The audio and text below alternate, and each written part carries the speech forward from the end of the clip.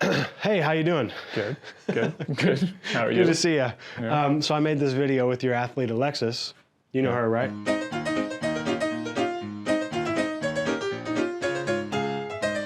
I don't know why, but only my left armpit ever smells. Yeah. This video's getting views, baby.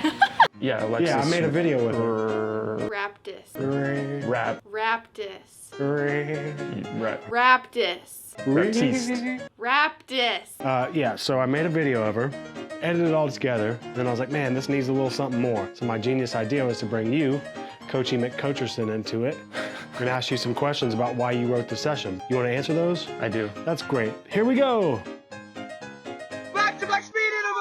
This kind of session for this kind of athlete is very beneficial at this point in the week and at this point in the season. So in the start of the week, Monday, Tuesday, Wednesday, we were doing a lot of strength work. This is a way for us to build confidence heading into an open test. Oh, I'm gonna kick her ass.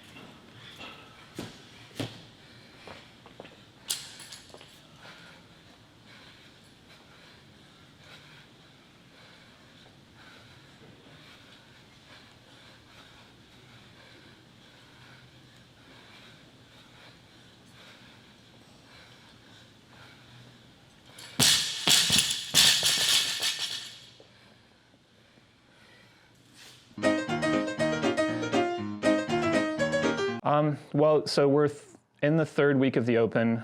We knew that we had to touch still gymnastics variations. We knew that we had to do some barbell cycling. I kept it a little bit lighter. And then double unders as well. We see them every year in the Open. So it was just basically trying to think about what kinds of movements hadn't been tested yet, trying to put them in sort of different combinations so she can get used to that sort of combination. I have an idea about the kind of working volume that I want her at.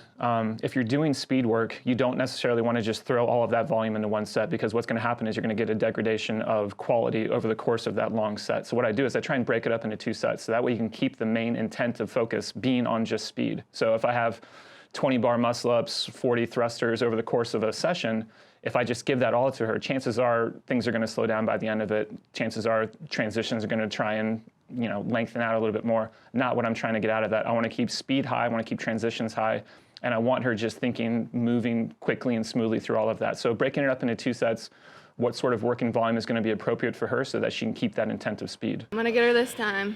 Don't you worry.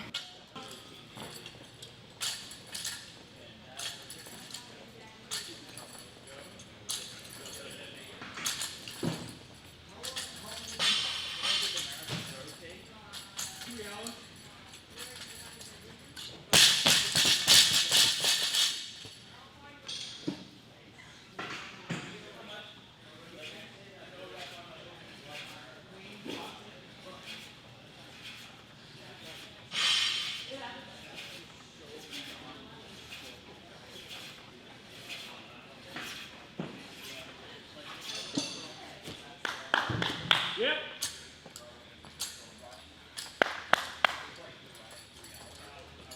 There you go, there you go.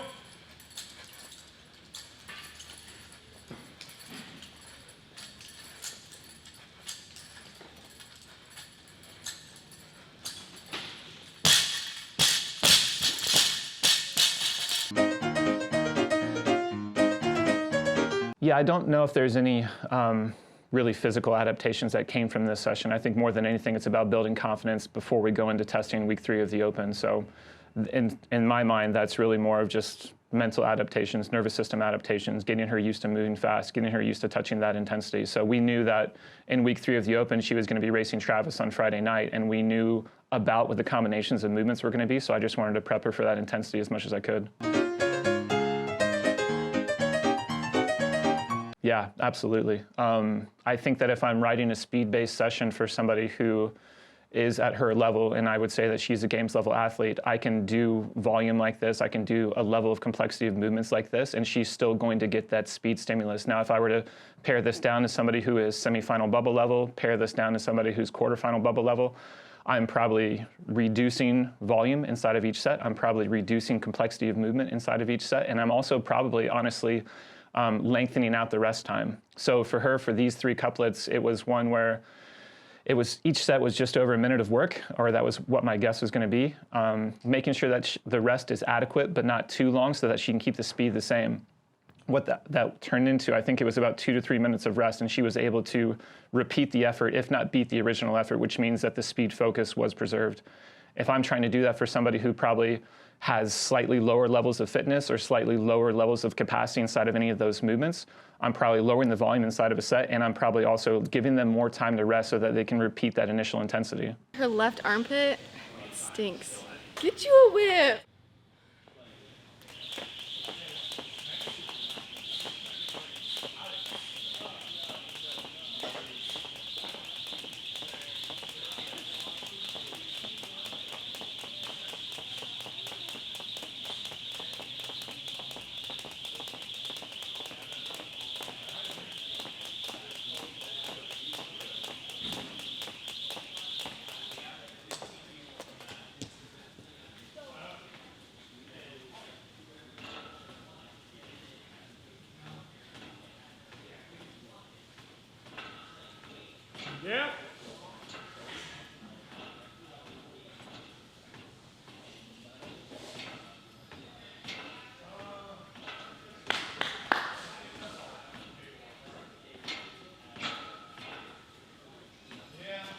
Yep. Yep.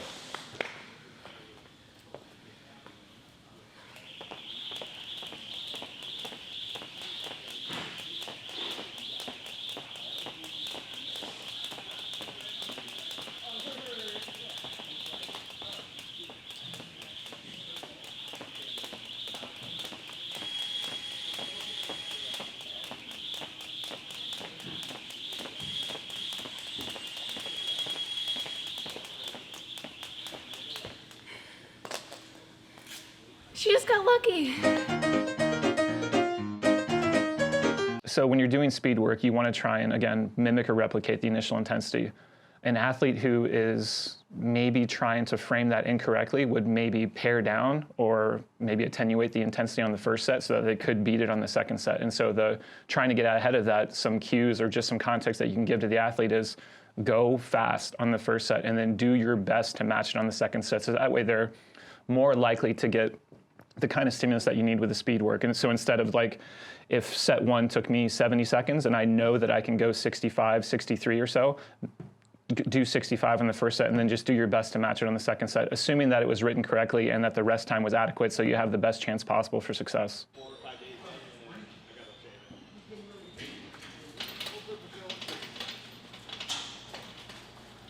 Cheer on, guys. We need all the steam we can get. Yep. Wait till the last 2.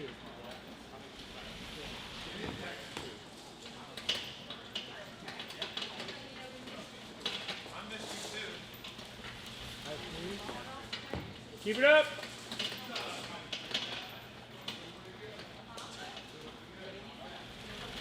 Bring on the board. Let's go, let's go, let's go, let's go.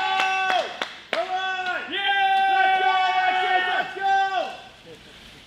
She can hear us. Let's go. Come on, purple shirt. Let's go. You can beat pink shirt. Pink shirt is the worst. Strike a pose. Strike a pose.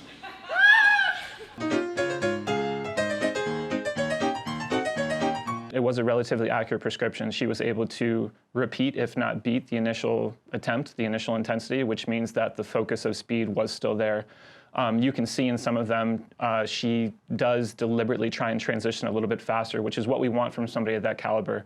You can only buy so much time with improvements in movement speed once you get to a certain level, and then past that, it's almost like how fast can you transition and get to the next station, and how confidently can you do that 5, 6, 7 rounds into a workout and still make sure that you get there and get to work right away. So she improved that skill over the course of the session, which I was happy with. And then also the very last piece, seeing that the rope climb technique did hold up under a certain level of fatigue was also pretty cool. All right, you say it nice and loud. Here goes the real take. 3, 2, 1. Shoes untied.